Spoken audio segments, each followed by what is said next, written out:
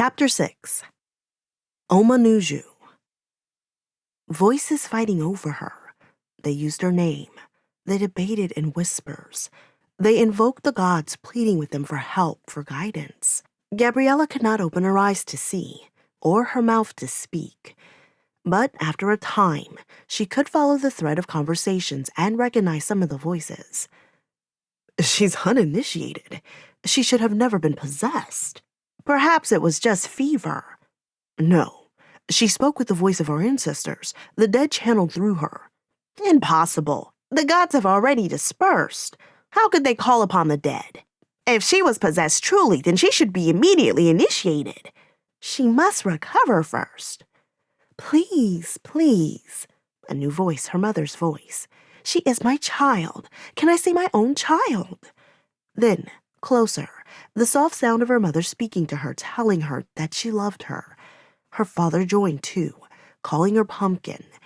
Gabriella could feel his callous palm cradling her head. The other voices had not retreated completely. She could still hear them arguing. There is much dissension about what to do, even what happened. Gabriella knew the voice, even if she did not know the speaker well. It was the voice of Jacob the Elder, the high priest, master summoner, the same man who had conversed with Sade. He spoke in a regular voice now, without projecting, without the elaborate words of the summoning. But his voice was nonetheless unmistakable, low, gravelly, firm. A man accustomed to being heard. So, was it not a fever? Her father asked. Even I think it is unlikely. That was the voice of the dead she spoke with. But why not speak through the dancers as the dead always do? Her mother asked. The dancers were all mounted by the gods. Our ancestors were missing their accustomed channels. But the gods left, her mother said, a note of desperation in her voice, as if with every word she was pleading for some explanation that would return everything back to normal. They did indeed leave, Jacob said. Gabriella could not see him, but the shame and uncertainty in his voice were unmistakable. The first full summoning in decades had ended in disaster. What do we do now? Her father asked. Wait. Keep her warm. I've sent for an old friend to consult. Who is that? Her mother asked. Omanuju, aunt. Old Man Antler, her father said, his voice ending in question. Yes, you know him. Aye, as a child, but I have not seen him in years. Does he still keep an elk as his companion? I do not know. But I do know that if anyone will have an answer, he will. When Gabriella finally opened her eyes, her lids were heavy like the rest of her body. It felt as if she had been in bed many days, and instead of recovering, her body had grown used to being immobile and was resisting her efforts to shift, to pull back her covers, to lift her head and sit up. But sit up she did, the room spinning with her effort. She was not in her familiar room at home. She was in a small bed in a room with smooth walls painted a soft sky blue. She knew only one building on the island had such walls, the House of Healing. She had been there before to visit family members and neighbors. Even her brother had spent many a day there when he was younger, while healers plied him with herbs, potions, and incantations. Nothing had ever worked. A small window let in light through a gossamer curtain, but most of the light and warmth in the room came from the hearth, where a lively fire crackled. A man she had not seen before was seated in a chair next to the fire, his feet in worn leather traveling boots set on the edge of the hearth. His trousers were darkened around the bottoms, as if he had been riding through tall, wet grasses, the knees reinforced with matching patches. A shiny leather belt with a large practical buckle held a knife as well as pouches and cases. A cloak hung on the back of the door, an assortment of gold and grays, perfect camouflage in an autumn forest, but otherwise gaudy and loud. His tunic was the opposite, sturdy wool, thickly woven with thread that was a dull gray-green, like the sea on a winter's day. His hands were plain, without rings or bracelets, but the fingers were long as they were curled around a cup of red tea. His head was in profile to the fire, and against its light, Gabriella could see how he had a narrow, pointed jaw, glinting with gray whiskers, a quailine nose, a high forehead with salt and pepper banks resting across it.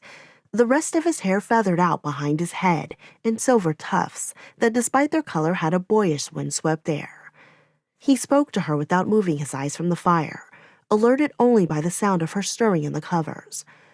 "What do you remember?" he asked. He was not young, nor was he old like the elders and priests. Although he had clearly traveled many years under the sun and moon, it was clear he still had many before him. He spoke with an authority and presence that she had known few people outside of Chief Salinger and the high priest Jacob to possess naturally. She did not ask him his name, nor did she offer hers. She simply answered his question as best she could. "Felt hot, then cold, so cold. I heard voices, like whispers through a well. I saw things too." "Like what?" "Nothing that made sense." "Tell me anyway." His eyes were still on the fire. "A skeleton, wearing many rings holding a chalice of gold. Vultures circling a peak, oceans that were far away. She paused a beat before finishing. "Dragons." All the signs of a true vision. He sipped his tea. "True? What does it mean, true? That it comes from our divine ancestors or my imagination?" "Could they be one and the same?" he asked as if thinking aloud. "I saw a treasure house full of gold, with shelves and shelves of coin and plates and cups, jewels as well, the size of my fist, and dragons. I saw dragons, but they aren't real." "They aren't?" He turned to her now. His eyes twinkled in the firelight. She didn't know him, but she realized she liked him, whoever he was. "Who told you that?" "Everyone knows." "Everyone on Harkness." He turned again to the fire and settled into the back of his chair. "That is hardly the windblown world." She was quiet. The fire popped. A burning log hissed. "Do you remember saying anything?" She did recall a voice, one that was powerful and had seized her throat like a constricting serpent. She had said something, but the words, the meaning escaped her. "No, I don't." "You wouldn't," he said, leaning forward and moving the kettle off its hook over the fire. He made tea and brought her a cup, which was warm in her hands. She sipped the tea, savoring the taste of cinnamon and ginger, a special blend of the House of Healing. "You wouldn't," he repeated, "because either you were too feverish or truly lost in possession." "What do you mean? Which one was it?" He stared at her, narrowing his eyes, the skin alongside them crinkling with a smile. He had deep lines on either side of his mouth. "I don't know. I'm not a priest. Maybe it's all fantasy. How can we tell where imagination ends and the divine begins?" "You were Omanushu," she said, a statement, not a question. "That I am. And you are Gabriella Carlyle." "But the gods, the dead, they are real, aren't they?" "Well, what do most people of this island say?" "Most people think they're real." "And didn't you just tell me Harkonites do not believe in dragons and their like?" "Yes." "Well, we Harkonites must be quite the authorities on such matters, so it seems." She felt frustration growing in her. She felt like the conversation was going in circles, and she still lacked a crucial piece of information. "What did I say?" "You said nothing. If things are to be believed at face value, it was the dead that spoke a prophecy through you." "Through me? But I thought only dancers." "And the initiated could be possessed, but it was a very unusual summoning, and these are unusual circumstances." "What did the dead say?" He looked straight at her now, his voice now empty of the shy mischief that had been there just moments before. "If a worthy Harkonite goes in search of Nicomedes' treasure and returns, the price will be paid, and the Sev War will trouble Harkness no more." A hollow formed in her chest. The floor was sinking beneath her like the deck of a ship in turbulent seas. "I said that?" "Or the dead. It depends on what you believe," he said, serious now. What do you believe in? The dead? Dragons? Yes, I believe. Enough at least to fear them. The cloud shifted outside, and the light from the windows already weak dimmed. The curtain moved on a cold breeze, and a shower of light rain drummed against the window. Come. Omanaju offered his hand to help Gabriella out of bed. Her wet clothes were gone, replaced by layers of warm sleepwear. They sat down before the hearth. It felt so pleasant to be close to the heat of the fire that she could nearly forget the bone-chilling cold of the previous night. What concerns me more than these prophecies are these Sevor, Omanaju said, his brow creased with worry. The gods say they are treacherous, she said. They serve treacherous powers. The tower cannot fall into their hands. So it would be good if the prophecy were true, Gabriella asked. Indeed, it would be. But the living must be careful with the prophecies offered by the dead. We can't trust our loved ones. They want the best for us. Do they?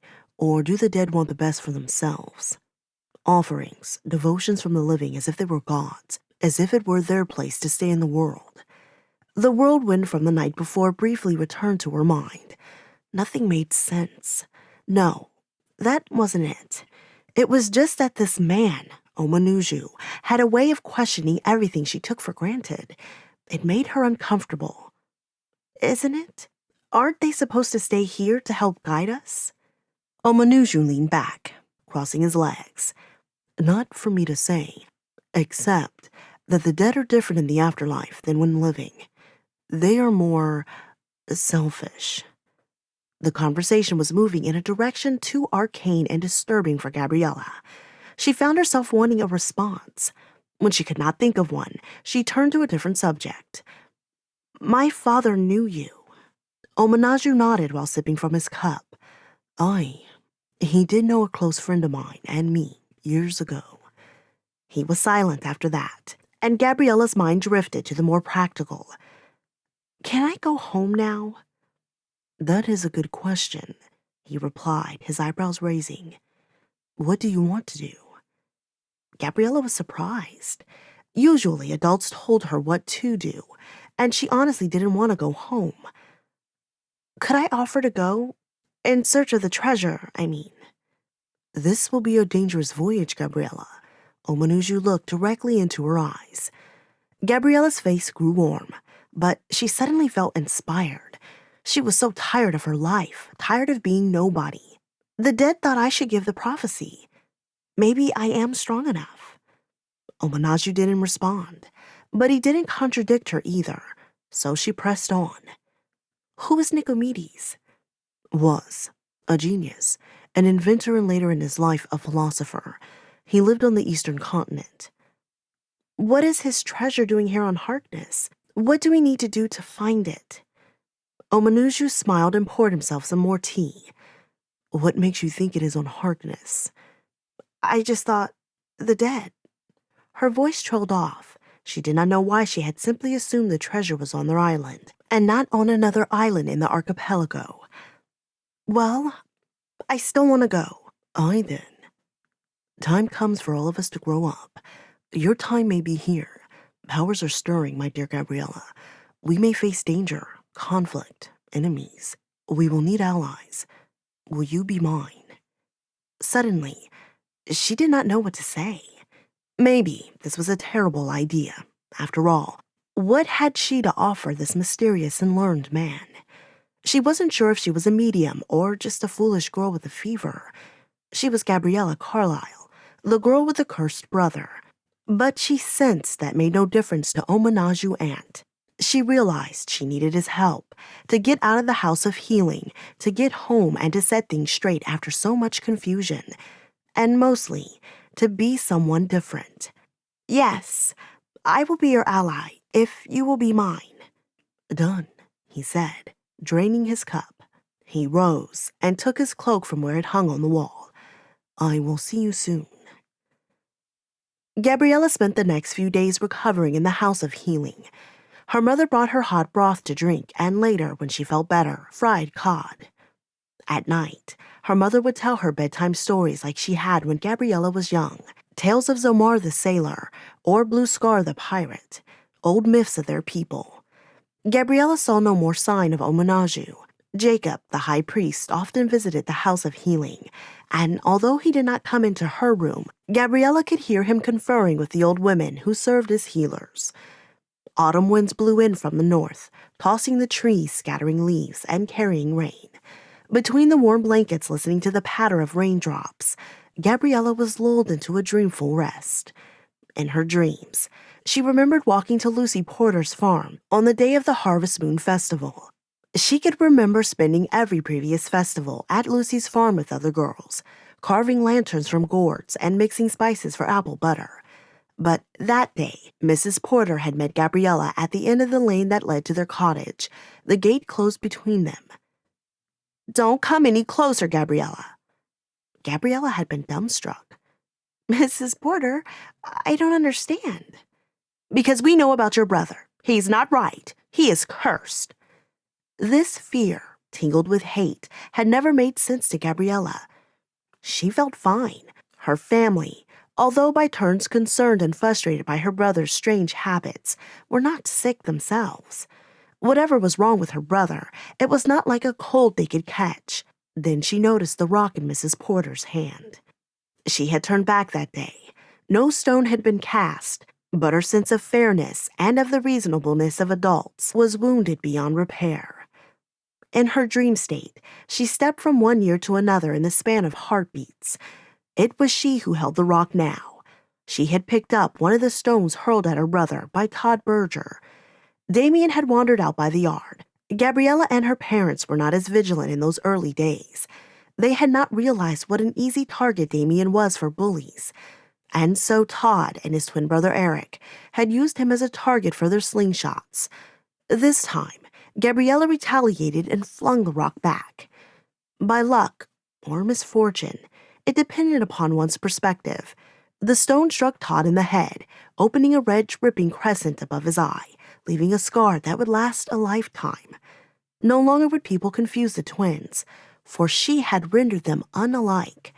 That would teach them, she thought. But in her dream state, she still remembered her indignation when her father had told her that she should not have thrown the rock. He had made her apologize, and of all of her memories, that was the one she remembered most.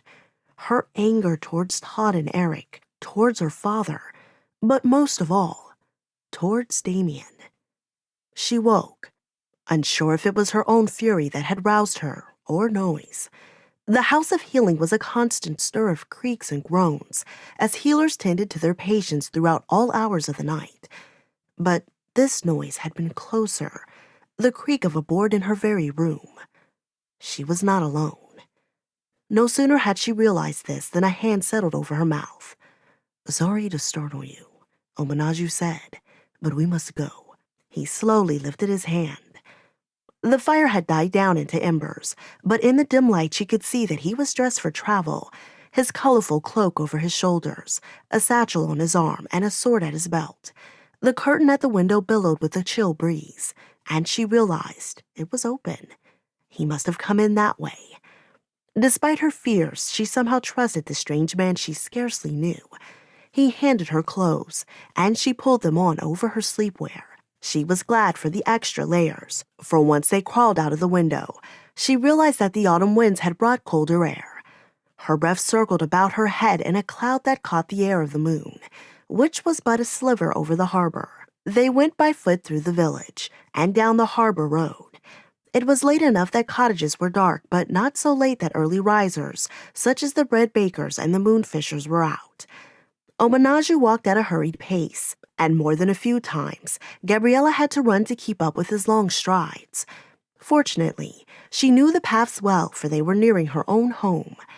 Omanaju stopped outside their gate, reached under his cloak, and handed her an envelope.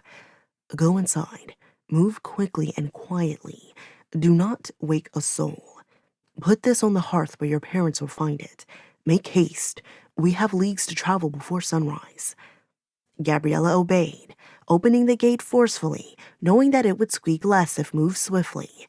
She tiptoed up the stairs, avoiding the middle step that always creaked, and pulled on the front door. It was locked tight. She had expected as much. She was tempted to leave the letter on the doorstep, but there was another reason she wanted to go inside. She was cold. She could smell rain in the air, and she wanted warmer clothes and her silkskin cloak. She crept about the side of the house, reaching the window of the bedroom she shared with Dameon. So slowly it was almost painful. Gabriella swung open the unlocked window, then crawled inside.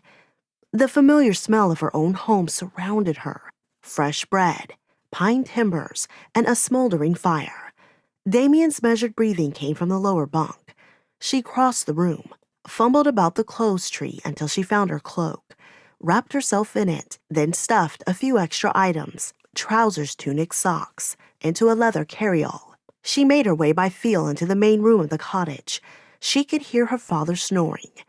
She felt a sudden pang of guilt for leaving them, followed by a sense of panic. What was she doing leaving with this strange man? She turned back to the letter and without hesitating slipped her thumb under the unsealed flap.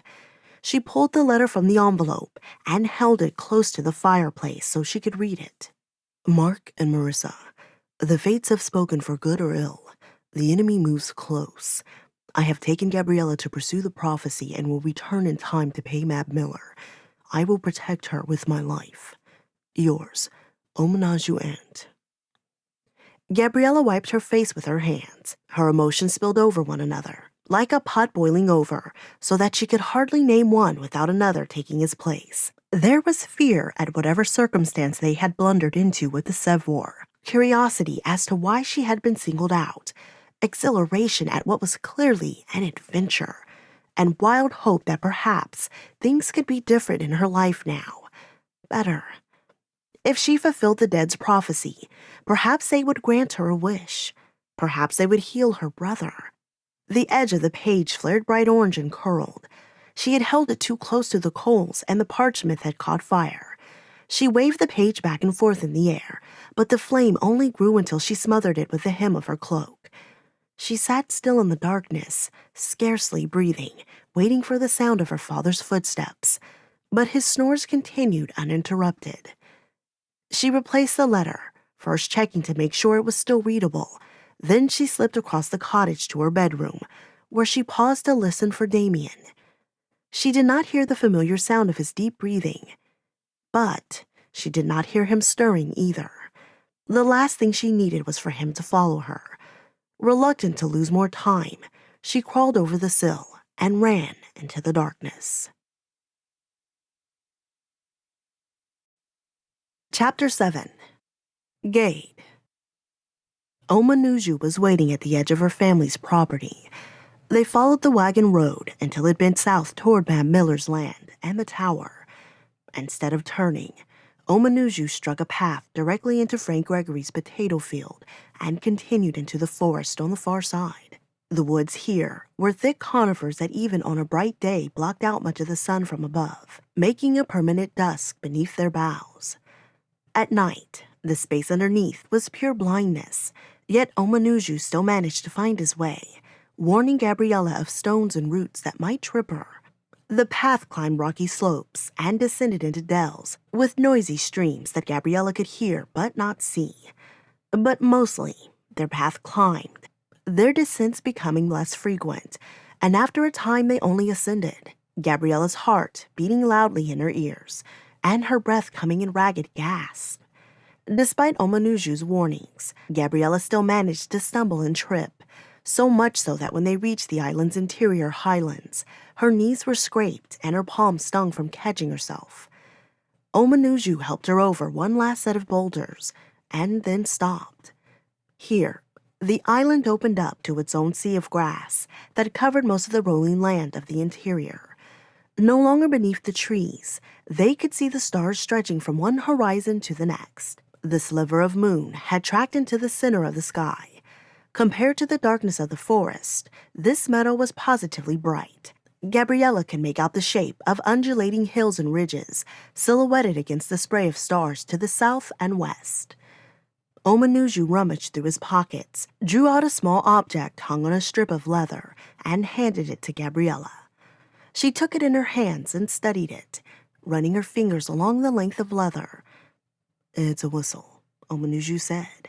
"We're far enough away from the village now to sound it." She obeyed, putting the tiny instrument to her mouth. Although polished and gleaming like metal in the moonlight, it was not cold to the touch. Rather, it felt warm on her lips. Its call was a sweet note that nonetheless pierced all the other sounds around them: the wind in the evergreens, the chorus of crickets, the mournful call of a night lark.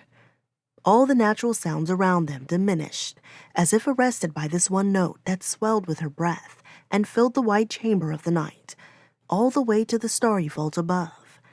When she had finished, the sound still echoed in her ears. She looked to Omanuju for some sign of approval. When she held out the whistle to return to him, he shook his head. "Keep it. You might need it later. Now listen." She hung the whistle around her neck and turned her ear to the meadow. She could hear hoofbeats approaching, and she imagined a horse of some kind. Before long, it was upon them. But as the hoofbeats neared, she realized that this was no horse. It was the right size, but the shape was off. The head a measure too short, the ears were misplaced, too far out on the sides, and the shoulders a hand's length too high. The moonlight moved across its fur, like the shine on iridescent ink. Gabriella caught her breath when she realized that a rack of gleaming antlers crowned the animal's head. An elk! Of course! Old Man Ant is for Old Man Antler, Gabriella said, not realizing she spoke aloud. "Careful who you are calling old," Omanuju said, his teeth flashing a smile. He bent down to the rocks they stood on, pulling forth 2 saddlebags that he slung over the waiting elk. Gabriella was still trying to take the creature in. The fur was a dark grayish-brown if she discerned it correctly in the weak light. The underside of the neck was white and shaggy, but it was the animal's eyes that were most striking. When she caught the moon's reflection in them, she was startled to see the animal looking back at her in a steady, almost knowing stare. She stepped backwards, feeling self-conscious as if she had been caught staring at a stranger. "Is he tame?" she asked. "Tame? I don't know if I would say that, but he is a friend. He will carry us where we want to go." "We'll ride him?"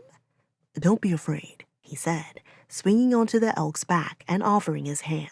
Gabriella took it and sprang back up behind Omanuju. Once mounted, without warning, the animal sprang into motion, galloping through the waving grasses. Gabriella felt a dizzy sensation in her ears, and her body felt oddly off balance as the elk accelerated. The wind rose to a howl around them, making an eerie howl in the antlers. The hooves beat out a furious tempo, and the feathered heads of the grasses hissed as they parted in front of them, then closed in their wake. The sun rose. Leagues of hills rolled out to either side like waves in the ocean of grass. She had never imagined her own home island to be so large. As the light grew, she had a better look at their mount. It was a subtle gray-brown color that was well suited to blend in with open fields or shady woods. Its coat was shaggier than a horse's, but she liked it for its softness and length, allowing her to twirl it about her fingers and even grab a hold of to steady herself when they bounced over a stream or leapt a gully. It was midday when they stopped at a cluster of boulders that rose like a small island from the sea of grass. Omanuju dismounted directly onto the top of the stones, and Gabriella followed, leaning against the elk to regain her balance. After so many hours of riding, even the stationary rocks felt as if they were rising and falling. The elk drank from a nearby stream, as Omanuju tore chunks from a brown bread loaf to share with Gabriella, along with some hard white cheese. She was hungry, and the ride had been long, but her spirits were not diminished. She skipped across the rocks and took the offered food. The day before, she had been languishing in bed, a girl with an imbecile brother, and surrounded by well-intentioned but befuddled healers and priests. Omanuju, by contrast, was decisive and learned. What he did not know, she was confident he could find out. Now he had helped her to ride an elk, see parts of the island she had never dreamed existed, and perhaps most importantly, freed her of her brother. It took her a few minutes for the reality of her freedom to sink in. Even as she ate, she caught herself breaking the bread into pieces, ready to share with her brother. As she explored the rocks, she found herself examining them for places where Dameon might trip and fall. She had to remind herself that he was not with her and that she could, for once, simply look after herself. And the prospect that he could be cured forever made her spirit soar. She was captivated by this notion she had planted in her own heart, that if she fulfilled the dead's prophecy, they would cure Dameon. How could they not, if she and Omanuju saved the tower from falling into the hands of the Sevwar? Small healings occurred regularly. Although the dead had not been known to cure Stanley Farmish, the half-brained village idiot who was not even housebroken, or Joel Orange, who regularly saw spirits and heard disembodied voices to the point of madness. But surely for this quest, her brother might be changed. It made saving the tower all the more urgent. "Do you think the dead will cure Dameon if we succeed?" she asked. "Cure him?" Omanuju sounded surprised. "He is different, but surely he is not sick." "But, Omanuju, even you must know of his peculiarities." I do." "It makes him difficult." He took a bite of his bread and looked out into the waving heads of grass.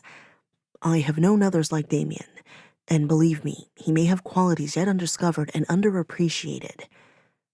"He is only 11, but he can balance father's ledgers at a glance." Omanuju nodded, his expression unchanged. "And he can count like no one else, by 6s, 7s, 11s, even primes. Primes are numbers not divisible by other numbers." "Thank you for that lesson, my dear," Omanuju said. She blushed. Of course a learned man like Omanuju knew what primes were. "But are these not valuable abilities?" he asked. She shrugged. "He's my brother," she said. "But he is hard to love." She recalled Dameon's face as it appeared under the water in the mill race and shuddered. She did her best to push the vision out of her head. Omanuju noticed her shiver. He pulled out a water skin from his satchel and handed it to her. "Sometimes, when we find a person hard to love, the failure is in us rather than them." He got up and dusted off his trousers. "Now, drink up. We have leagues to cross still, and this trip will require all your strength and more."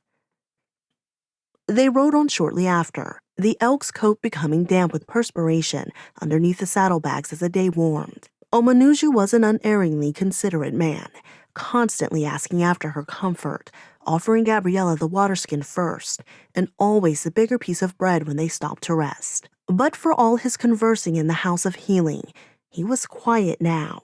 He spent most of his time with his face turned to the hills, taking in the vistas around them, settling into the rhythm of writing, a cadence that was as natural and soothing as a heartbeat. She, too, was quiet, as if words would distract from the perfect coming together of sky and sunlight, shadows of the clouds scuttling over the rolling hills around them. Mid-afternoon, they stopped beside a stream that wound between two hillocks covered in patches of wild flowers. Gabriella looked upstream to see a waterfall sluicing down from a mesa to the north. She gazed at the rocky promontory, its vegetation sparse, and noticed a shape that was too linear and too sheer to be anything but man-made. "Is that a fortress?" she asked. "What's left of one," Omanuju said, squinting into the distance. "Did we build it?" she asked, referring to Harkonites, although she sensed she already knew the answer. It was too large and too remote for her people to have constructed, although she had never heard of any previous inhabitants on the island. Omanuju confirmed her hunch. "No, it's older than the people of Harkinis. It was built by the Skyland Empire." The elk tore some grass up by its roots from the edge of the stream and chewed it loudly. "Can we go there?" "No. Evil may still lurk within those walls." They remounted, and Omanuju said nothing for some time after that. Staring ahead through the elk's antlers, she noticed that her whistle and the elk's antlers were made of the same material. Not quite metal, but not quite bone either. Something light, solid, and in between. The elk's sharp antlers held a fine edge, almost like a knife. She had already seen how the creature could scythe grass by swinging its head low. The whistle was smooth, except for the carvings on it, a city on an island floating in the sky. Gabriella examined it curiously. The city was surrounded by clouds that blended gracefully into the body of the instrument. The carvings, intricate and flawless, made her wonder if she was worthy of such a gift. She double-checked the knot in the strap, holding it around her neck, and tucked the whistle into her shirt for safekeeping. It was afternoon when they reached the eastern shore of the island. They dismounted. Bluffs lined the edge of the grasslands, and Omanuju led them on a path through a gap in a ridge, its slopes covered in unwelcoming thorn trees already barren of most of their leaves. The way grew narrow, and sheer walls covered with flaking. Lichens rose up on either side of them. Cold gusts of air that smelled of salt whipped through the passageway. They proceeded single file, with the elk trailing behind, balancing on loose boulders and leaning against the wind. Finally, the walls opened up, and one side dropped away, revealing a cliff and the sea below. Shades of rip currents cut across its gray face. Waves crashed directly against the foot of the cliffs, leaving no space for a beach, or even rocks for seals or walruses to bask. "Tread carefully," Omanuju said, tightening his belt around his cloak so it would not flap in the breeze. Gabriella followed suit, following close to Omanuju, the elk just behind her. Her palms were so sweaty that they left palm prints on the rocks as she passed. Her head spun at the height as the sea churned below, and her stomach threatened to lose its contents. It was only when the elk pressed its soft velvety nose to her neck that she felt an odd calm settle over her, enough at least that she was able to follow Omanuju a few final steps into a cave that she had not noticed before. She was not one for dark places, but the cave was preferable to the cliff and its dizzying height. Omanuju led the way inside, kicking a loose stone over the side where it plunged, what seemed to be hundreds of feet before it disappeared with a splash in the surging waters. Birds had nestled on the cliff face and around the cave mouth. The floor was covered in their downy feathers as well as droppings, but that did not stop Gabriella from falling to her knees. She took deep gulps of air and hung her head low on her chest. "You do not like heights?" Omanuju asked, a note of concern in his voice. "Never," she panted. He said, twisting his mouth into a frown. "A slight complication, but one that can be overcome. At least Adamantis has taken a liking to you." "Who? What?" "Oh," she said as the elk nuzzled in her ear and licked her. His tongue was hot and rough, but something about the contact soothed her. "Adamantis, that is a nice name." When her insides had settled, Gabriella looked up to study the chamber that held them. She gasped. Several feet off the ground, hanging from the ceiling, were half a dozen sailing vessels. They ranged in size from a dinghy to a 50-foot cutter, each constructed of smooth, polished timbers that were carved with efficient, sweeping lines. The drafts were shallow with small keels, although their rudders were all oversized and made of canvas. But most unusual were the sails. They were wider than they were tall. Instead of connecting to the ships via mast, they were suspended on a complex network of levers, winches, ropes, and pulleys. Wooden supports separated them into series of panels that stretched nearly as wide as the ships were long. Gabriella stood up, starting at a gull that had built a nest on the prow of the nearest and largest ship. Beneath the nest of twigs, the word "Elan" had been burned into the wood in a dark, almost sinister script. She felt her stomach heave again. "What is this place?" Gabriella asked, swallowing bile, her voice echoing off the walls. "A chamber of ghosts." Omanuju slid his satchel off his shoulder. Lifting a flap, he rummaged through the contents for a moment before pulling out a small drawstring bag of flour. Pouring some into his fist, he sprinkled the flour on the floor of the cave in a series of intersecting lines. Suddenly, arrows appeared, sprouting from the corners of squares in all the cardinal directions and those in between. "What are you doing?" "Waking a ghost," Omanuju said with a wink before leaning over the design and whispering, "Gede, open the way." His voice was soft as if this Gede was right next to them. Then he was. A figure standing arms crossed, legs apart in the shadows cast between two of the ships. He came forward slowly, his feet bare. His clothes were that of a sailor,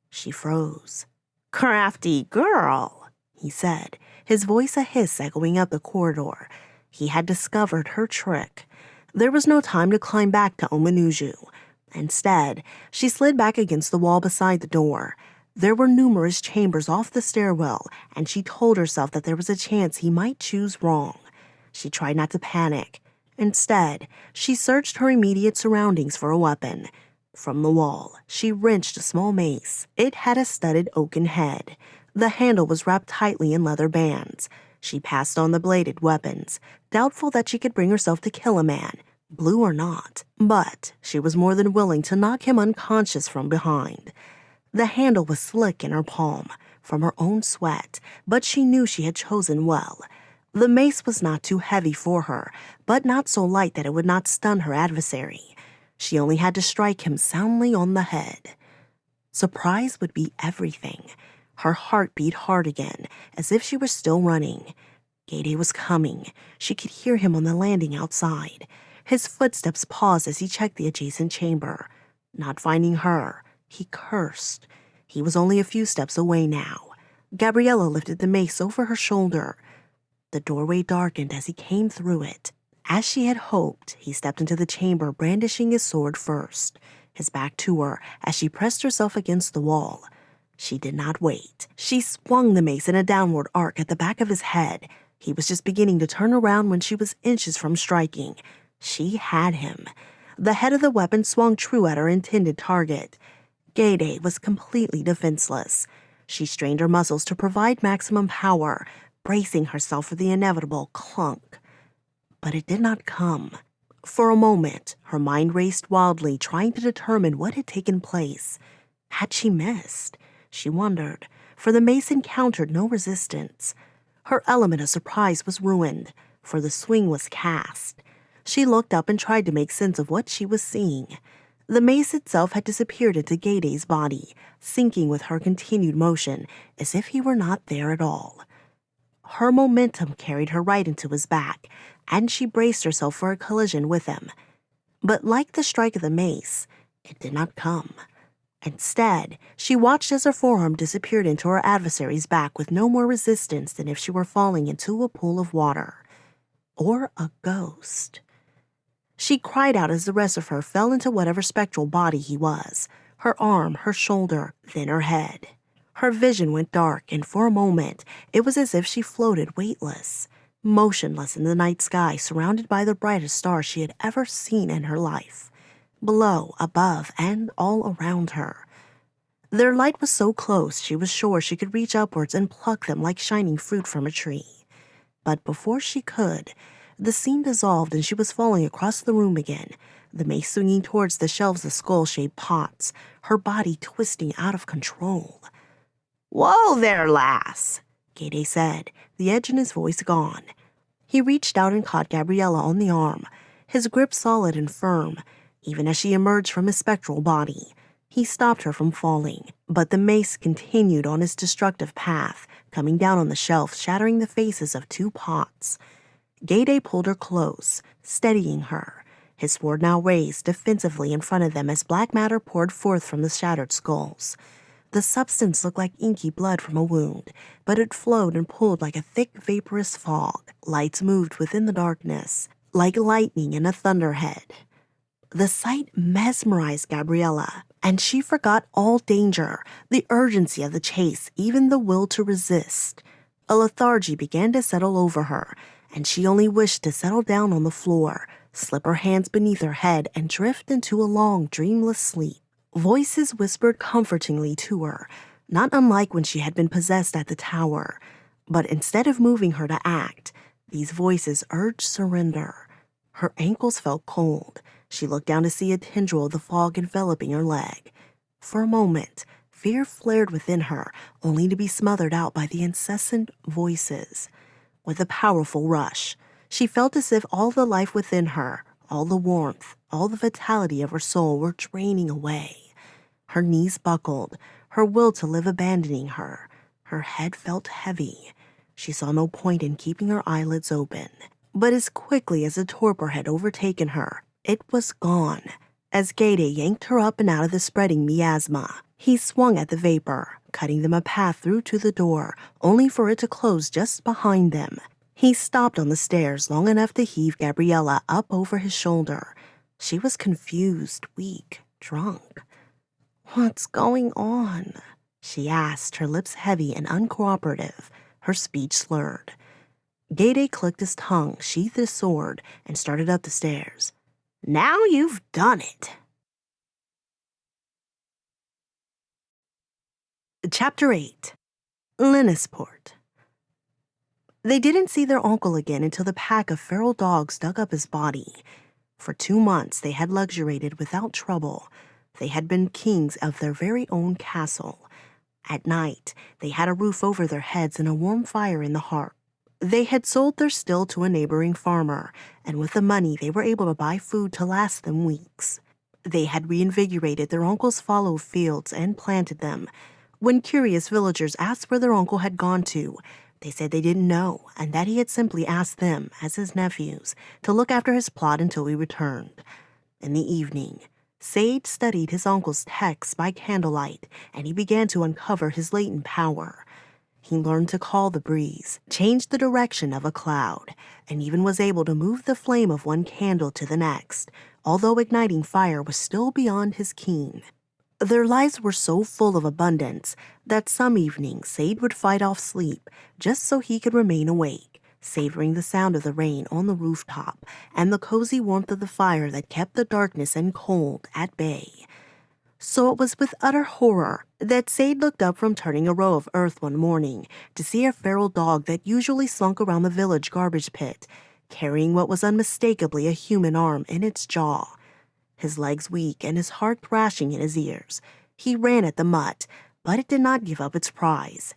It raced off into the woods before Sade could catch up with it. Once again, it was gone. He rushed to the grave where he and his brother had buried their uncle.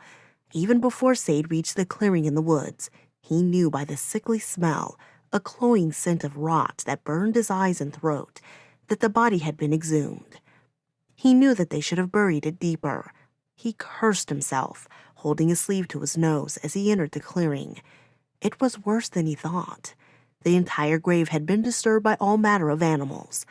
A buzzard flapped up into the air, startled by his appearance. Rats scurried away from where they had been feeding on what was left of the torso. The limbs were all gone, gnawed loose and carried away. The head was a swollen, ghastly melon, with a covering of maggots shiny with the pus of decomposition. Where the rest of the body had gone, Sade had no way of knowing, but he knew it was prudent to assume the worst, that the dogs would carry the limbs to the neighbor's property, the midden, or even the village itself. It was only a matter of time before their crime was uncovered. Sade ran back to the cabin, black spots dancing before his eyes. He packed a satchel with the 3 spell books, a water skin, bread, and salted dog meat, what was left of their hound, then rushed to saddle Crystal. Under their care, the mare had become stronger, her ribs less exposed, and the luster returned to her coat. Sade adjusted the bridle, his throat caught with the loss of everything they would have to leave behind, including Crystal. When Vandelis appeared on the road carrying a basket of eggs from the market, Sade rode out to meet him, explained what had happened, and told his brother to mount behind him. Always deferential to his older brother, he climbed up onto Crystal. The regular meals, the rest and work had helped his brother to fill out even more. He looked bigger than he did just weeks before. When he wrapped his arms around Sade's waist, Sade coughed with the strength of his embrace. He could feel his brother turning back to look at the cabin. After the initial crime and the nightmares that followed had faded, the cottage had become a place of peace and comfort to them, a home like they had not known for a long time. Sade somehow knew that to survive, they could afford no sentiment, only hate. He tried to rekindle the fire in him that he had felt that day they had murdered Mikhail. "Don't look back, Vandelis," he said. "Only forward." "Right," his brother said, but Sade could hear the emotion making his voice thick in his throat. He kicked Crystal, and they galloped down the road. Sade wished to keep as low a profile as possible, but that was a challenge on the road where they passed wagons full of feed, meat barrows, or field workers. He tried not to push Crystal too hard, as he did not want to appear conspicuous, but still, he knew the sight of two boys on a piebald mare riding at a trot did not go unnoticed. The pace between the villages was a slow one, especially with the road still damp from summer thunderstorms. But Sade knew that the delay may cost them their lives. His plan was to reach Linnisport, on the west of the island, find a ship, and flee. Either they would sell Crystal for passage, volunteer on a cargo vessel, or even steal a skiff. Sade was not completely confident in his abilities as a weather worker, but with the 3 books he had, and what he and his brother already knew of sailing, they might survive. Necessity is the best teacher. They slept on the edge of a field that first night, watering Crystal at a stream and eating a dinner of dog meat and raw eggs. They lit no fire, and when cold woke them in the hours before sunrise, they mounted Crystal and started as the first roosters were crowing. They reached the village of Krastor, the halfway point to Linnisport, when Sade knew they were spotted. It was a bearded man hauling feed that tipped them off. It was not the way he looked at them, but rather the way he didn't look at them, did not make the eye contact and greeting that were customary along the road. Sade rode around the town and kept low, hiding in a thicket the rest of the day. Vandelis thought him too cautious, but when they saw a half-dozen of the sheriff's men riding out of the town eastward, Sade knew caution had been wise. They stole a horse that night, a chestnut that was not as conspicuous as a piebald, and set Crystal free in a field. Under cover of darkness, they rode to the next village. They did not slow, but rather galloped right through. Linnisport was the next town, and Sade knew time was running short. They were back on the western side of Illicane Island, the side most familiar to them, and worse, full of familiar people. Sade wanted to get off the road as soon as possible, and so he took them through a fallow field to woods they knew well and made their way along a creek. It was slower going, and they left obvious tracks in the mud, but they moved most unseen. Only a few girls gathering water and beating laundry spied them. So close to their destination, so close to freedom, Sade thought it a reasonable risk. He was wrong. Word traveled faster than he anticipated, and that afternoon, with the spires and masts of ships in view over the treetops, the 6 sheriff's men crested a hill and rode at a gallop to intercept them. Vandelis had begun to doze behind him, and the long march and rhythm of trotting had been getting the better of Sade as well, making his own eyelids heavy and his thick head with drowsiness. But when the 6 men spotted them, there was no mistaking their intent. They kicked their horses, snapped their reins, and stood up in their stirrups. Sade elbowed Vandelis before spurring on their own horse. Sade rode towards a farm with a number of horses grazing in a corral. He calculated their advantages, which were few. Their horse carried a lighter burden. They had some distance on their pursuers already, and they were close to the city, where they might be able to dismount and disappear in the crowds. They were also desperate and willing to take foolhardy risks. Sade yanked the reins and forced their horse down a precarious slope where the animal nearly slipped and tossed them both. But he knew the route would buy them time, as their pursuers would not want to risk falling themselves or injuring their mounts. At the bottom of the hill, with Vandelis' arms wrapped tightly around him, Sade took them over a split-rail fence, and they raced into a corral of horses. Vandelis slipped onto the nearest bareback, took up its mane in his fist, and followed Sade. The theft was worth it, for with 2 horses, each with only the burden of a small rider, they gained even more ground on the sheriff's men. There were no longer any point in concealment. They galloped along the main road, one of which they had taken with their mother many times before on happier days. By the time they reached Linnisport, they had opened up a sizable lead on their pursuers. The streets were busy with the market traffic and the chaos of a port town. Fishmongers competed with one another to sell the day's catch. Taverns were opening their doors for evening revelers. Children played in the streets before they were called home for chores. Sade and Vandelis galloped faster than they should have through the crowds, sending citizens scurrying for cover, their horses' hooves ringing out loudly on the cobblestone street that was littered with corn cobs, fish bones, and other rubbish that tended to collect in the city lanes. The noises of the crowds, even the smell of them, was an assault on their already heightened senses. Sade had the feeling of things slipping out of his control, the same way he had felt when he had first tried to murder his uncle and failed. Just as he had scrambled for cover like a panicked animal, so too now they rode with desperate abandon and without a plan except to reach the shore. A girl carrying a basket of fish on her head froze in the middle of Sade's path. He only saw her for an instant, but they were seared in his mind.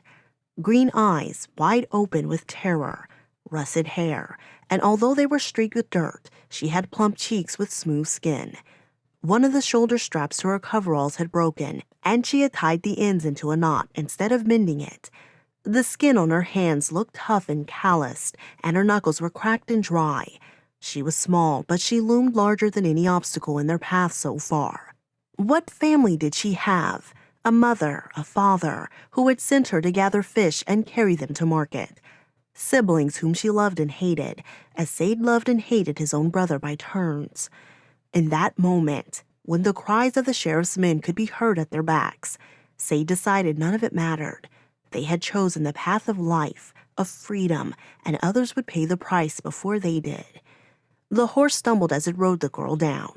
The basket tumbled. Fish went spinning into the air, and a woman off to the side screamed. Sade chanced a glance backward, only to see his brother and his pony leap over her twisted body. Sade's hands, already shaking from the madness of the chase, trembled as if he were suffering from great fever. He squeezed them into fists to steady himself.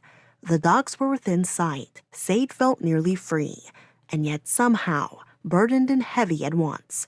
He shook his shoulders and head as if to shed the feelings clouding his mind and focused on their goal. Only survival matters. The world had taught him it cared not for them, and so he would not care for it or its morals. It was pure selfish desperation that drove them now.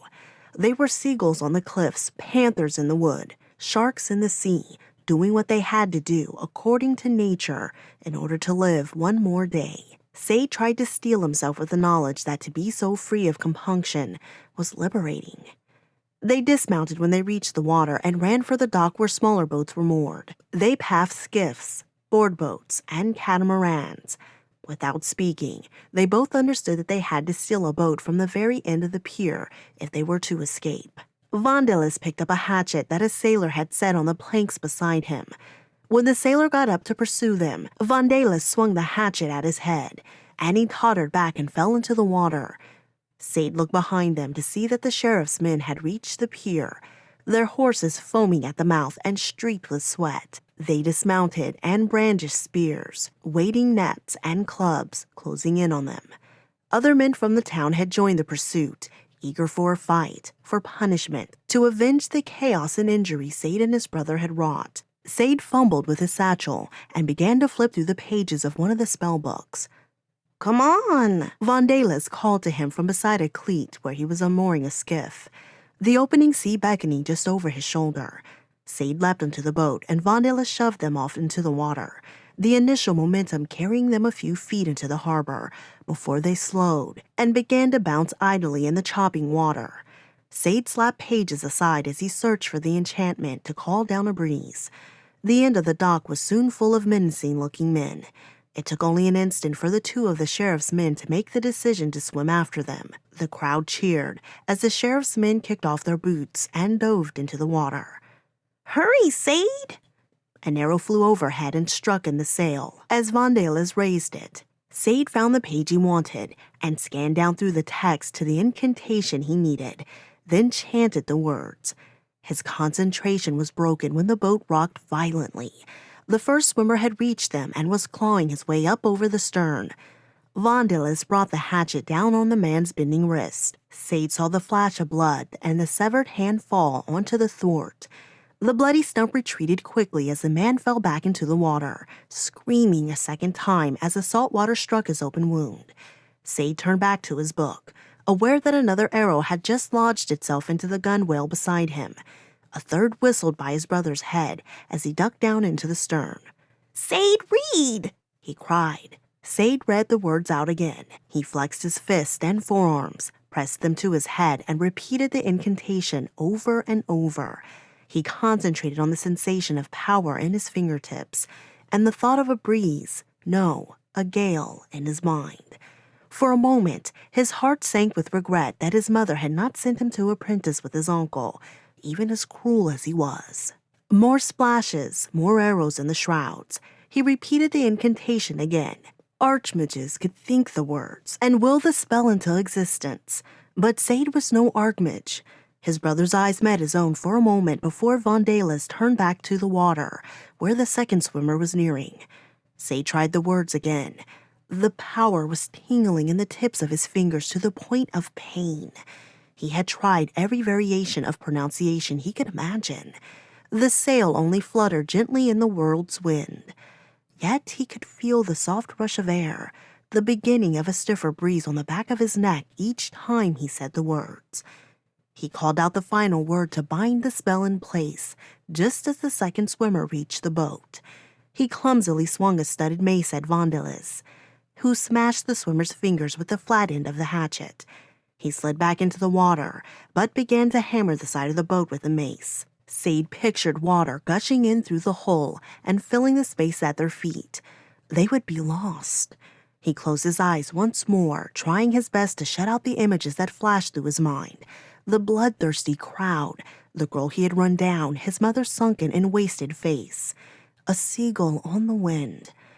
He heard a gull cry from overhead and looked up. The bird floated there just as gulls had off a Skull Point when he had felt resolution in his heart and had to live, to survive. It felt like an omen, a lucky sign. It flapped its wings and moved towards the sea, towards safety, freedom. Sade was breathing rapidly, his chest puffing in and out. He took a deep breath, steadying himself on the gunwale, and repeated the words. He had no need to read them now. Desperation made for a quick memorization. He said them once more, slowly, deliberately. Magzine, Morpheus, Lom. I'll breathe Trulette. Sade, more are coming! 9. The sail suddenly snapped tight. The rigging groaned as it stretched and a wave formed at the bow. Water sluiced down the sides of the craft. The skiff surged forward, such a roaring wind pushing them that Sade laughed and shouted out his cry of relief and triumph. When it had mattered, he had called the wind. Vandalis stepped into the stern where he picked up the severed hand and flung it into the sea like some strange starfish cursing at those back on the dock. Sade didn't need to hear the words his brother spoke. He couldn't over the wind. But he could read Vandalis's lips, and even better, read the relief and pride in his face. You did good, he was saying. You did good. Chapter 9. The Elan.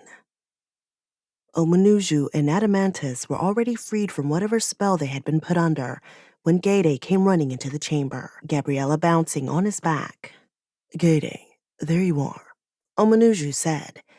Test passed. We have a bigger problem, Gade said, not breaking stride as he passed Omanuju and the elk and headed toward the largest ship, the Elan. What is it? Omanuju asked, but before Gade could answer, a startled Adamantus reared on his hind legs as the vapor Gabriella had released flooded up the stairwell and spilled out onto the chamber floor. By the stars, Omanuju cried and followed Gade. Gabriella was not sure what was going on. Was Gade their ally or no? Omanuju showed no fear of him, but both were terrified of the substance that was now spreading across the floor, leading with long tentacles of shadow that whipped and twisted in the air. Gade set Gabriella down and ordered to pull on the mooring line of the Elan. The ship moved ponderously, like an ocean-going ship tied up at dock, but floating on air rather than water. Gade's muscles rippled, his tendons cording in his limbs. The Elan came in low enough that its hull just scraped the floor. Adamantus leapt the gunwale, while Omanuju climbed a rope ladder dangling over the side. Gabriella looked left and right, up and down. She still didn't know what to do. Gade provided an answer by tossing her up in an abrupt swing over the rail and onto the deck. He followed quickly after climbing up the tow rope and leaping onto the deck at a full run. The poles! The poles! He shouted. The Elan was just like any other sailing ship Gabriella had been on before. It had a wide main deck with promenades to the port and starboard, a raised middeck covered in hatches, and a wheel well for steering. A set of double doors aft led to the cabins below. The poles Gade spoke of hung just beneath the railings to port and starboard. Omonuju snapped one free, Gade the other, and levering each against the cave walls, they began to shift the Elan forward. It was painfully slow, however, and the inky substance had already overtaken more than half the room. "Push!" Gade cried. The paneled sails scraped against the ceiling, and Gade raised his pole to push the Elan downward. The black vapor curled over the side, slithering across the boards until Adamantus leapt down from the main deck to the port walkway and slashed at the tendrils with his antlers, his branching crown glowing silver from within the cloud. The dark miasma parted. The cave mouth opened around them, and Gabriella saw to her horror that they were hundreds of feet up the cliffside. She reeled and stumbled away from the rail, her stomach uncontrollable, her head spinning, and her body drenched with sweat. She could not scramble away from the edge quickly enough. She was so intent that she failed to notice the withered plank in the deck. It gave way under her in an explosion of soft rotten wood. Her chin struck the deck hard, rocking back her head as she slipped through the planking and fell into the ship's hold. She rolled down the sloping walls onto the keel. The Elan was anything but a sealed and watertight ship, and Gabriella could make out the rocky shore and the frothy surf through the gapes in the boards of the hull. She felt as if she would retch when something pulled at her belt. She wondered if she had snagged a nail, or if Omonuju or Gade had reached in to grab her, but the two of them were still topside. In the dim interior of the ship, she discerned an incongruous sight. A great black stone, its sides jagged and shiny and covered by metal objects, buttons, nails, fishhooks, and even a dagger, each stuck to the stone as if glued to it. Gabriella wondered how the objects defied gravity in such a way when she realized her own belt buckle had swung around and was being tugged toward the stone as if pulled by an irresistible force. She felt her hips sliding across the boards. She struggled to escape the force, her thrashing knocking a second and then a third board free from beneath her. Fresh sea winds whipped through the gap, tousling her hair. Her movement was halted for a brief second, balanced as she was between the pull of the stone and the emptiness below. The emptiness won, and she began to slide out of the ship through the very gap she created. She slipped out of the Elan, spiraling in free fall, the air howling past her ears. Gulls wheeled in the wind below her. Not in her worst nightmares had she imagined such an end for herself. Her fall was abruptly arrested as Gade's thick, solid arms enveloped her.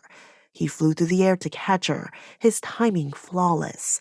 The rope tied to his feet caught, and they swung upwards like a pendulum over the starboard rail to land in a tangle on the deck. Omonuju was immediately beside her, the cliffs receding over his shoulder. Gabriella promptly vomited on him. He did not flinch. "It will be all right." "Don't speak too soon, Omonuju," Gade said, off the stern streaming out of the cave mouth like a foul effluence. Was the inky mist.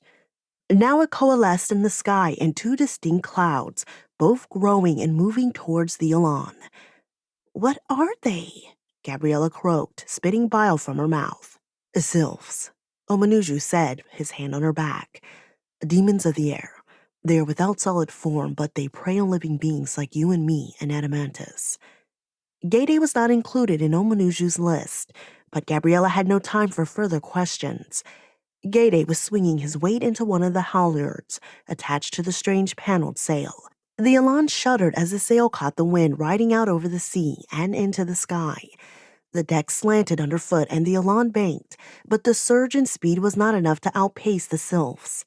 Both clouds twisted and narrowed as they streamed behind the ship's wake. Omonuju picked Gabriella up, his hands beneath her arms, and moved her to the bow. Adamantus galloped alongside them, his hooves beating like hammers on the deck of the ship. Gade took station at the wheel, where a series of levers allowed him to work additional panels of canvas that folded in and out of the sides of the ship like fins on a dolphin.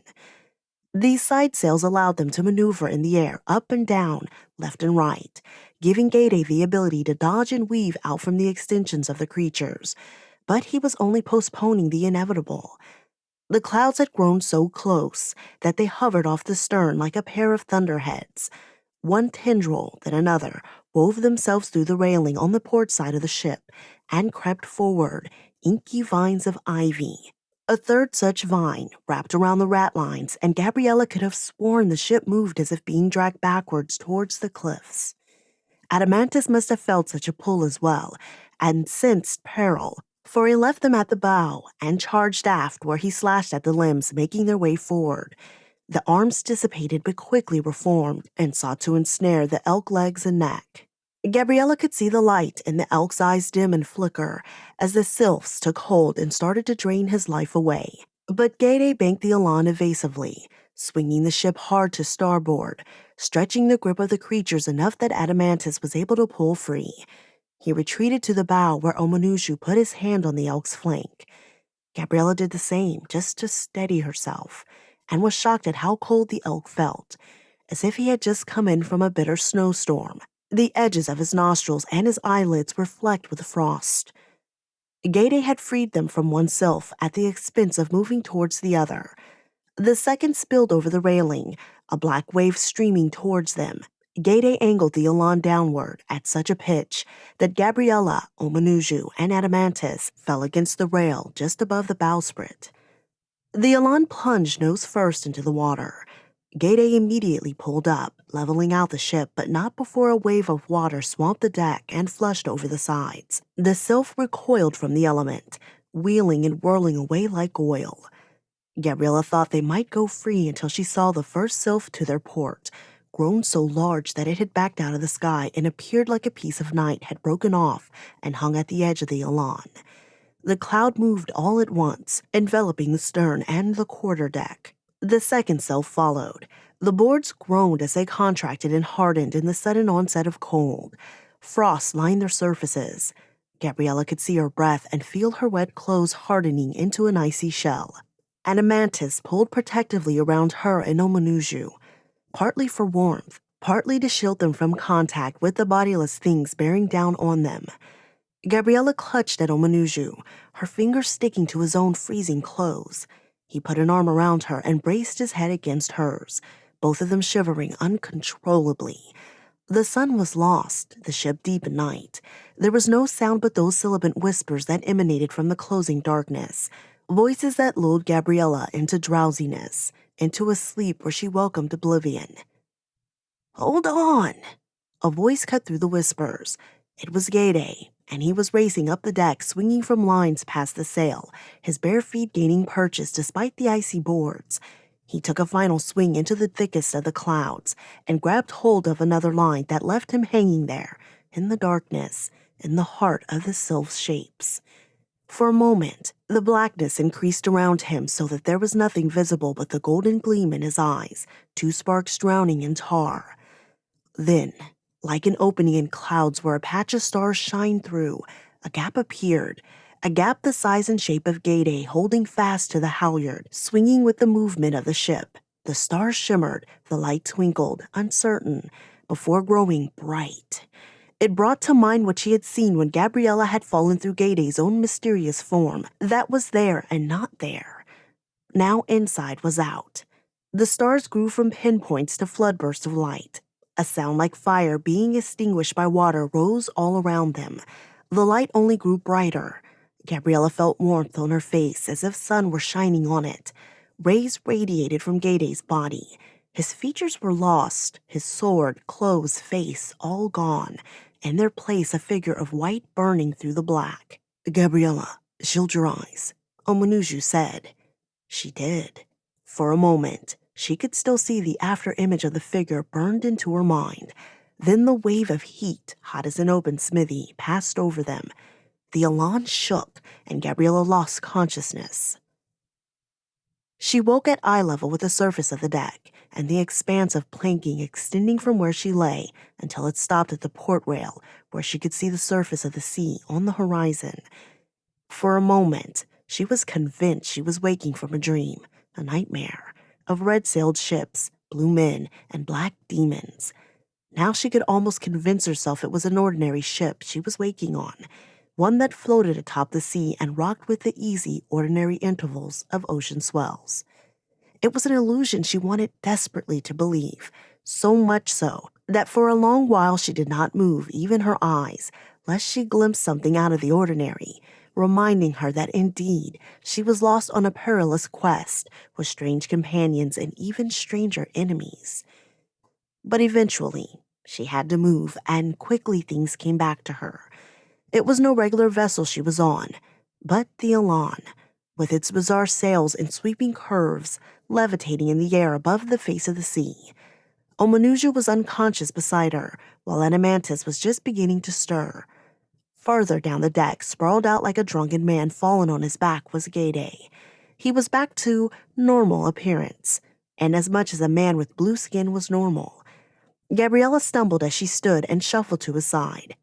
Close up, she could see that he was still as a corpse, his flesh cold and clammy to the touch. "He's still alive," Omanuju said, sitting up stiffly, "but we can expect him to be in the state for some time." Low gray clouds had moved across the face of the sky, but there was no sign of the shadows that had hunted them. Gabriella helped Omanuju to his feet. He had a large knot on his brow from where he had fallen and struck his head on the deck. Gabriella felt a similar one on the back of her head. "Are they destroyed for good?"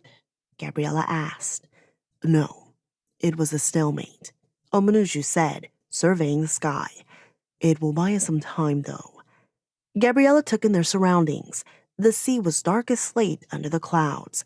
Harkness was still visible to the west, although its features were still distinct to the growing shadows and ocean haze. The Elan still felt strange and foreign. The vessel did not rock with the incessant swell of the ocean.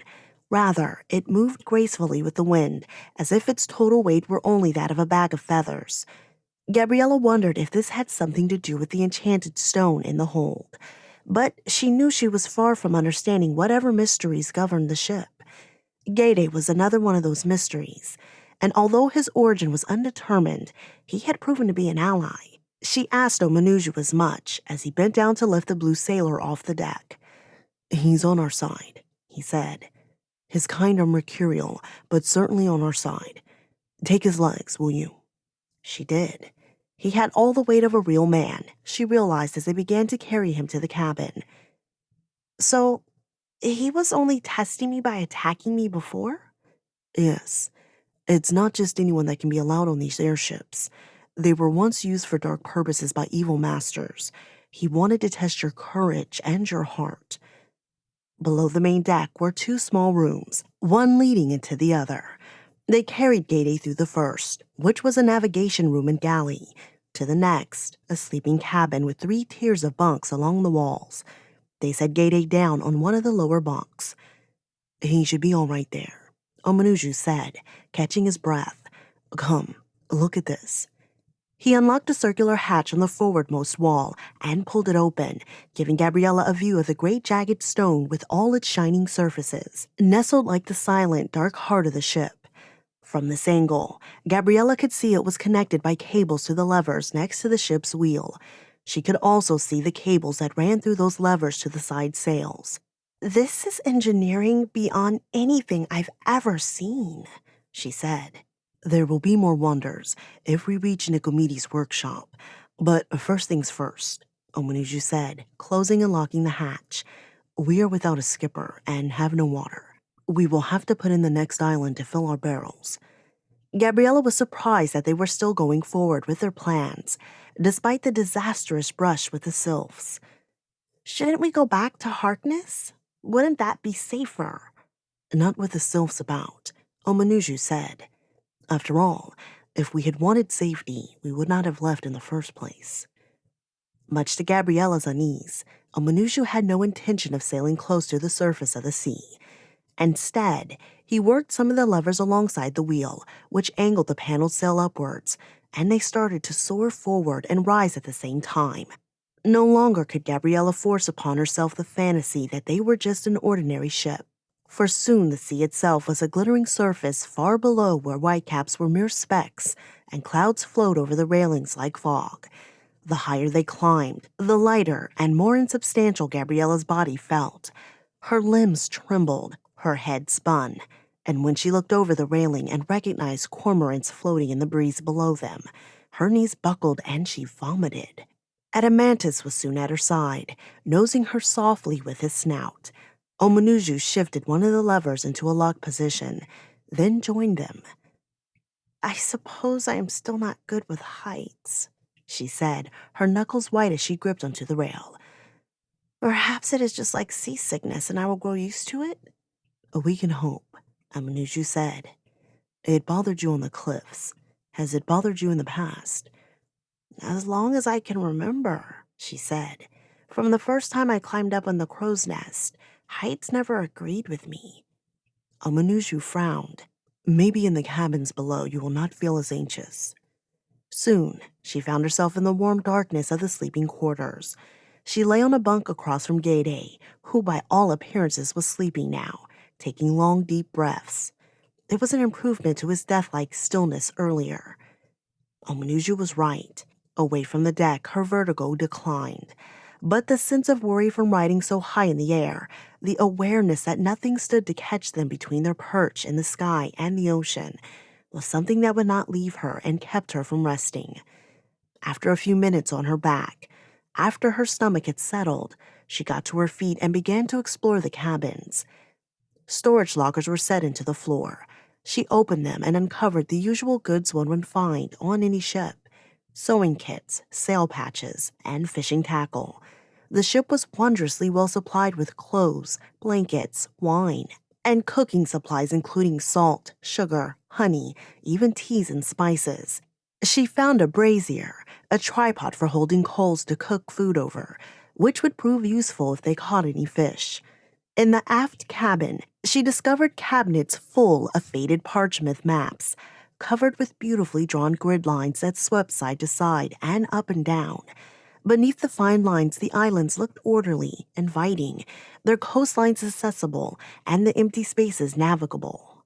As she moved about the ship, she made some peace with their precarious height and was comforted by the possibilities suggested by the Elan and her mysterious skipper. If a ship could fly, if a blue man could turn into a figure of starlight, what else was possible?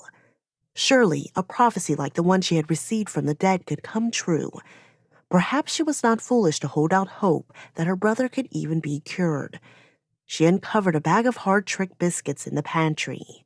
They were of dubious age, but when she bit into one, she found it edible. After eating 2 biscuits, Gabriella felt as though her strength was returning, so she went topside. The wind was fierce and gusting, yet the oddly shaped sails were perfectly suited for catching it and pulling the ship heavenward. Clouds had become the terrain around them, rising like towering mountains with sheer faces and deep bottomless valleys. Gabriella could no longer even see the water, except for occasional breaks in the clouds. When her sickness returned, she fought against it, the muscles of her lower torso working hard to keep the 2 biscuits she had eaten down. The 3 in her hand that she had brought for Omanuju now seemed about as appealing as clods of dirt. Nonetheless, she climbed the companion ladder to the mid-deck and found Omanuju, wrapped in a fur cloak, at the wheel. "I brought you some biscuits I found," she said, placing the bag on the deck while still holding onto the rail of the ladder. "Thank you, Gabriella," he said, taking the biscuits, then opening a locker in the deck beside him and pulling out a cloak for her. "It looks as if we both have found some useful provisions." She nodded weakly, while he helped her to a seat before the wheel. The pilot space was unique from a seagoing vessel. Here, whoever was at the wheel sat in a curved-back chair, in reach of the levers to the left and right and pedals on the floor. It was even more complicated than what she had first imagined. But as Omanuju worked the pedals and levers, she could see how they moved the sail and flaps on either side of the ship. The design was actually quite intuitive, and Omanuju had been able to teach himself quickly. "Gede is the true master of the wind, not I," he said. "When he takes control, this old ship will truly take flight. It will be a thing of beauty." "Where are we going?" "To where the sun rises, towards the eastern continent and the city of Dyes, where Nicomedes's treasure would be." "The eastern continent is months away." "By sailing ship, not by airship. Already we have covered in a few hours what a sailing vessel would take days. See that ahead on the horizon? That is Kajil." Gabriella looked down the length of the ship, past the rat lines and rigging trembling in the steady breeze. Adamantus stood peering out over the rail on the bow, a living bowsprit of sorts, his fur rippling as the wind rolled up the length of his body. She could make out a mountain peak and the nest of white clouds, its slope steep and rust-colored, its base still hidden below the horizon. "Kajil," she explained. "Why, it's days away. To us, it is hours." Remembering what Omanuju had said about stopping for supplies on the first island they came across, Gabriella was alarmed. "We're not going to land there, are we?" "We have no choice. The water barrels are empty." "But Kajil is off limits to outsiders. The Red Riders kill anyone for setting foot there." Kajil was one of the main trading partners with Harkness. It was on Kajil that rare plants grew used for making popular red and yellow dyes. The Kajilian had always found ways, which were still secret, to make other colors such as purple, blue, and green. The sailors on a ship returning from Kajil were always beset with merchants eager to buy dyed yarn or cloth and children clamoring to hear about the mysterious island and the swarthy people who brooked no trespassers. Even well-known traders were not allowed by the Kajilian to set foot beyond the city docks. The most famous of all the legends were the Red Riders themselves, horsemen who wore red, better to blend in with the red heather of the island. Their ferocity knew no equal. As warning to any raiders who might land on Kajil, attempting to steal the valuable red heather that was the source of the red and yellow dyes, they slew trespassers and left their bones on display on the beach. Kajil had become known as the Bone Coast, as much as the Isle of Dyes. "Maybe the Red Riders are only legend?" Gabriella speculated, a hopeful note in her voice. "I'm afraid not," said Omanuju. "But we have one advantage. The riders guard the shore. We'll come down from the sky, find a stream on the mountainside, and be gone before anyone notices us." Gabriella swallowed a thick lump in her throat. "I hope you are right." Chapter 10. Kajil. The shores of Kajil were rocky, gray, and empty. The only signs of habitation were strings of smoke that lifted from the western corner of the island. They did their best to avoid that end of the island on approach. Omanuju piloted the Elan to keep the main feature of Kajil, a large extinct volcano, between them and the town. Gabriella could just make out the mast of sailing ships anchored in a harbor and the city wall with its accompanying guard towers before the mountain eclipsed the view completely. The mountain slopes were covered in conifer forest, the tops of the trees like spear points. The lower reaches were moorland, blanketed in red rust heather. Omanuju steered them even higher, the rigging squeaking through its pulleys as the paneled sail twisted to an obtuse angle to catch an updrift of air. Gabriella would have been terrified of the ship climbing higher if it were not for the danger that likely awaited them on shore. Despite the dizziness and queasy feeling in her stomach, she welcomed the climb into the heavens, even the sweeping clouds that rolled alongside them and over the deck, obscuring the ship from below. She steadied herself next to Omanuju, glancing over her shoulder occasionally in hopes that she would see Gade climbing up from the cabins. If worse came to worse, it would be nice to count on his power, or whatever it was he displayed when dispatching the sylphs. But Gade did not emerge. Only Adamantus moved past the stern, pacing the deck with a comfort that Gabriella envied. When the clouds parted, she was relieved and alarmed at once. Relieved to see that the mountain slopes were only a few dozen feet below them, but anxious to be so close to forbidden land. Omanuju had guided them wisely, the mountain and clouds disguising them. He followed the contour of the old volcano down between two ridges. They were rewarded with the sound of rushing water. A waterfall spilled over the cliffs, a large pool spreading beneath it. Ahoy! If that was not crafty navigating, I don't know what is. Omanuju lifted his weight off a pedal and turned one of the lateral sails out to catch a breeze. Then he pitched the mainsail perpendicular to the ground. When they moved close to the cliff face, he took a pole and pushed the Elan down to the ground. They came to a stop just over a hillock, a stone's throw from the base of the waterfall. Gabriella, her vertigo all but gone, followed Omanuju across the deck to a gangway that he slid down between the railings. It landed on a mound of spongy moss. He untied the water barrels and rolled them down the ramp. Gabriella followed with 2 buckets. They stood the cast-on end next to the pool, opened the tops, and filled each by scooping water with the buckets. They both bailed silently, their eyes darting to the edge of the woods as they worked. Even working quickly, it was clear it would take some time for the 2 of them to fill the 5 barrels. Adamantus bounded down the gangway and trotted off into the forest, his nose raised to the wind. "Should we just let him wander?" Gabriella asked, watching his tail disappear into the shadow of the trees. "He won't go far, and he'll warn us if there is trouble." Omanuju wiped his brow with the sleeve of his tunic. After each cast was filled, they rolled it, heavy and cumbersome, back to the ship and pushed it up the gangway. Hard laborious work that took the best part of the afternoon and left Gabriella sweaty, sore, and hungry.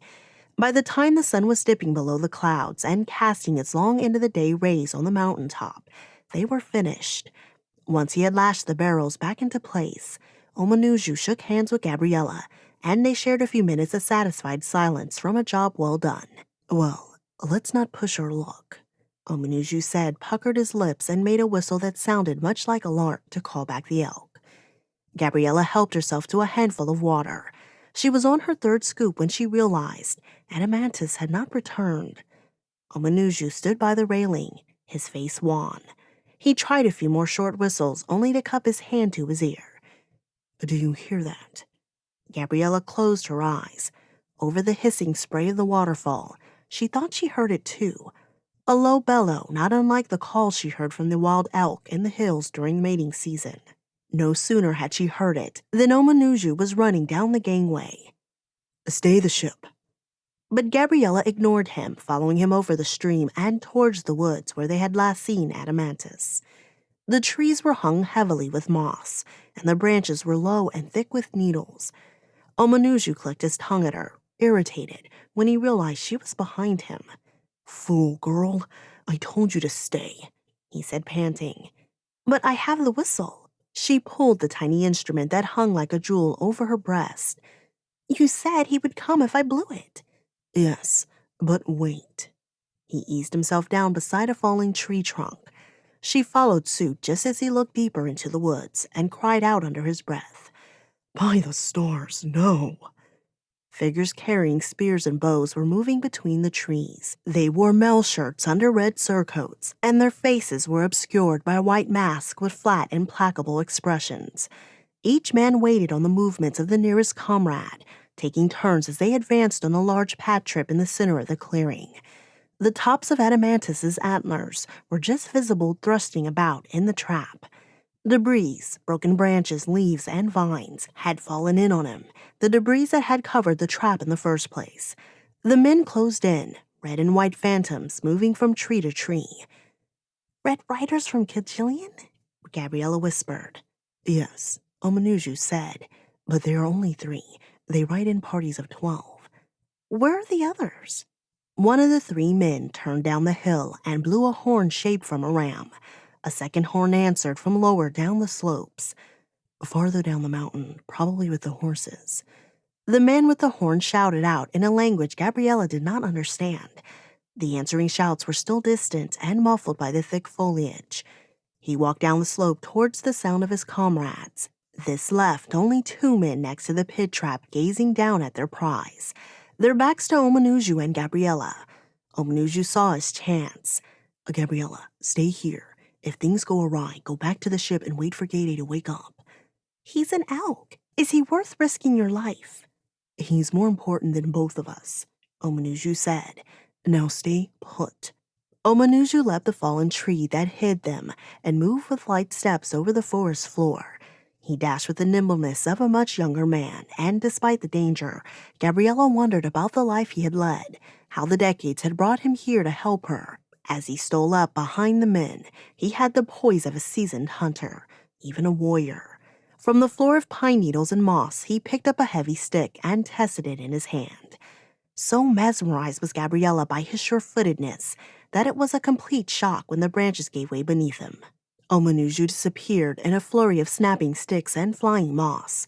The commotion caused the Red Riders to turn just as Omanuju lost his grip on the edge of the second pit trap and fell, hitting the bottom with a cry.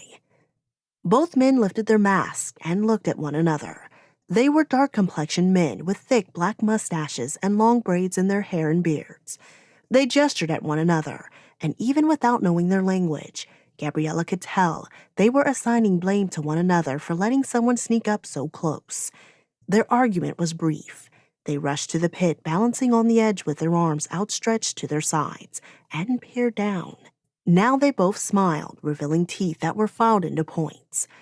Gabriella's body was frozen, but her mind was racing, her heart beating so loud she was sure the Kajillion men would hear it.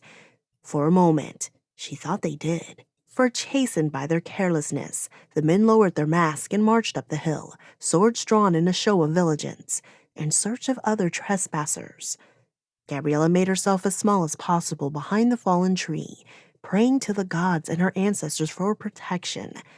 Her breathing grew faster, her heart now absolutely punching her chest like a fist until she could hear the panting of the nearest man as he climbed the hill. She swallowed a last gulp of air and held her breath, turning to pick out her path up the hill in case she needed to run. By the noise he made, she knew the Red Rider was close. A bead of sweat ran down her forehead and into her eyes, but she dared not wipe it. Instead, she blinked it away as the footsteps came closer. She could hear the metal on wood sound as the man battled branches out of his way with his sword. Pine needles scattered, falling down, some even on the very log hiding Gabriella. She watched them tumble down and pile up on the forest floor. Surely, he must have seen her, at least part of her body by now. It was why he was so quiet. He must have been shocked. Before he could act, she knew she must jump up and run. The other riders arrived with the neighing of horses and clattering of hooves. They were many, and they found both of her companions.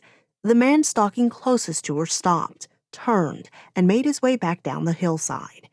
Gabriella breathed out slowly, and when she was sure the rider was far enough away, she peered over the log.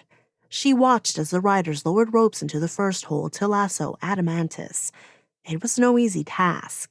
The elk ducked his head and swung his antlers, slicing through the first two ropes.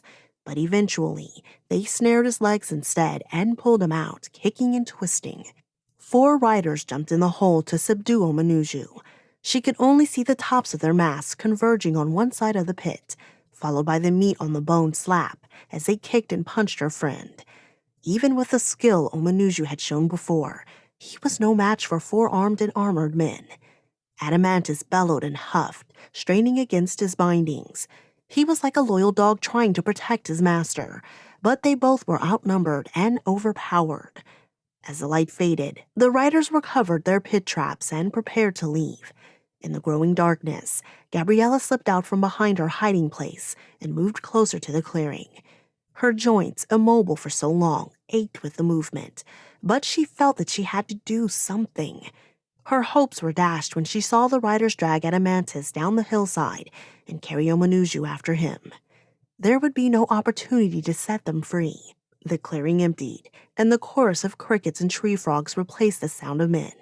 A moth floated through the space over the pits before the bat dipped down and snagged it out of the air. Gabriella knew she had only one option: follow.